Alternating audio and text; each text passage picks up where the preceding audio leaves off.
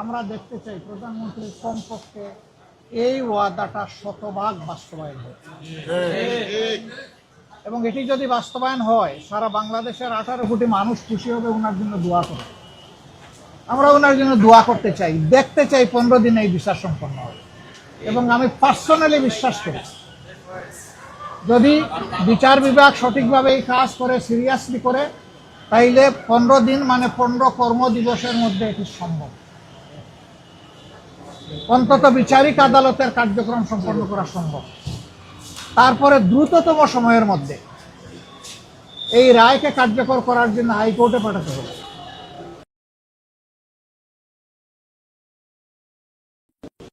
ওইটাও যদি সিনসিয়ারিটি থাকে, এবং আমি অনুরোধ করব আত্মস্বীকৃত এই ধরনের বদমাইশদের পক্ষে কোনো আইনজীবী যেন আদালতে না হয়। আমি আহ্বান জানাবো এটা নিয়ে কেউ যেন কোনো রাজনীতি না করে। এটা আমাদের ইজ্জত বাঁচানোর লড়াই। এই মেয়ে আমাদেরকে ক্ষমা করবে না যদি এই মেয়ের বিচার সুষ্ঠুভাবে সম্পন্ন হয়ে রায় কার্যকর না হয়। আসরের দিন আমরা সবাই আসামি হই, আমরা ওই আসামি হতে চাই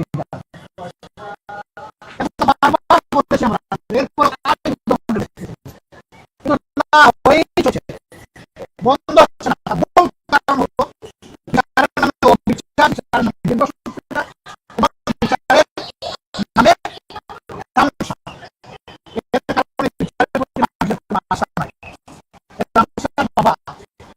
কারণ হলো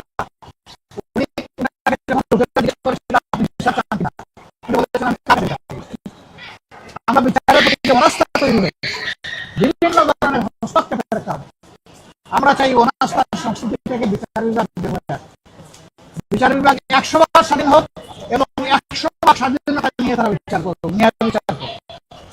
আমরা ওইটাই দাবি করি। আমরা সারা বাংলাদেশে জনগণের পক্ষ থেকে অতি দ্রুত সম্পন্ন করে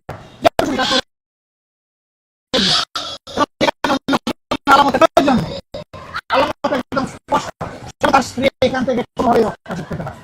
এই দুইজনকে বিচারের আওতায় আনতে হবে। এখন নাম বলতে পারে, নাম বলতে পারে, এটি একটা চক্রান্ত।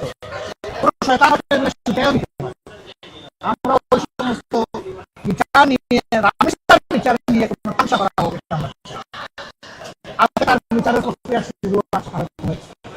বাবা তো যার বুকের ধন হারিয়ে গেছে সেই বুঝবে কোন জিনিস সে হারিয়ে। এই জন্য সকাল থেকে বুকের ব্যথা নিয়ে এখন নিজেই আবার আমরা তো চেয়েছিলাম বাসায়, কিন্তু যখন খবর পেলাম যে তিনি হাসপাতালেই ভর্তি, তখন চিন্তা করলাম যে অন্তত তাকে দেখে যাই, সাধারণটুকু দিয়ে যাই, জানিয়ে যাই যে সারা দেশবাসী, সারা জাতি, বাংলাদেশ এবং বাংলাদেশের বাইরে সবাই আপনাদের জন্য দোয়া করছে। উনি বড় আক্ষেপ করে বললেন, এই দোয়া কি চেয়েছিলাম এইভাবে? আমি বললাম না, এইভাবে চান নাই, কিন্তু আপনি যা চাইছেন তার চাইতে এই ক্ষেত্রে আল্লাহ আপাতত আপনাকে বেশি দেয়। এরকম বহু মানুষ দুনিয়া থেকে বিদায় নেয়। কেউ অন্যের মেয়ের জন্য চোখের পানি ফেলে না, আমার তো পড়ে। আমি বিশ্বাস করি আমার মতো লাখো মানুষ,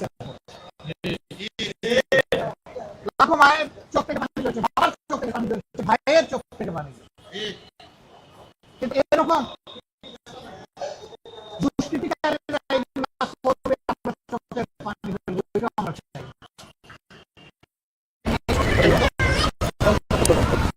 ইনশাআল্লাহ আপনারা দোয়া করবেন।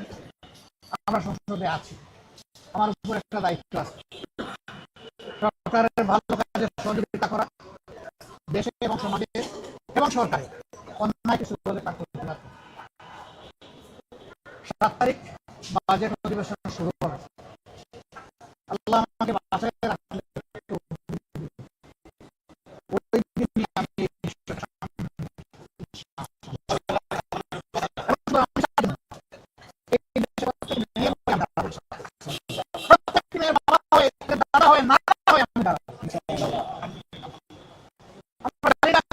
কতটুকু করতে পারবো, কিন্তু আমাদের এই লড়াই এবং আমি বিশ্বাস করি এই লড়াইয়ে শেষ পর্যন্ত মানবতা বিজয় হবে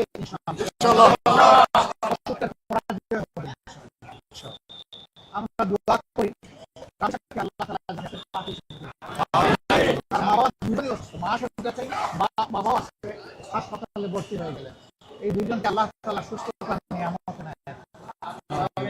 তার একটা মাত্র বোন, ও চিনে বয়স বুকে ধরে রাখে, হাত ধরাধরি করে এরা দুইজন সেই ছোট বোনটাই চলে গেল ওদের দুনিয়ায়। ও সহ্য করবে, আল্লাহ তাআলা ওরেও সবর করার তৌফিক দান করুন। আপনারা যারা এই ঘটনায় ব্যতীত হয় তাদের উপর সমবেদনা জ্ঞাপন করেছে এবং দর্শক খুনির প্রতি ধিক্কার এবং নিন্দা জ্ঞাপন করেছে। আপনাদেরকে আমি অন্তরের অন্তঃস্থল থেকে ধন্যবাদ। আমি বলবো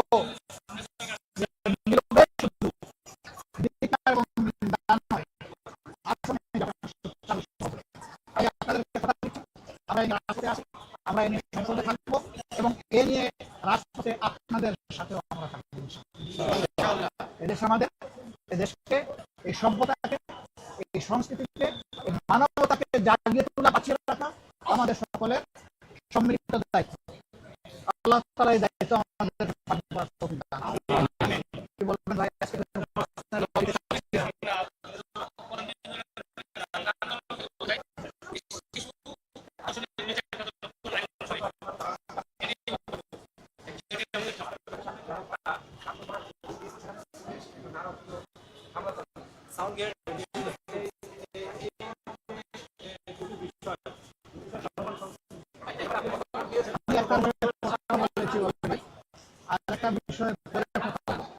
আজকে আমি রামেশ্বরে রাখতে চাই।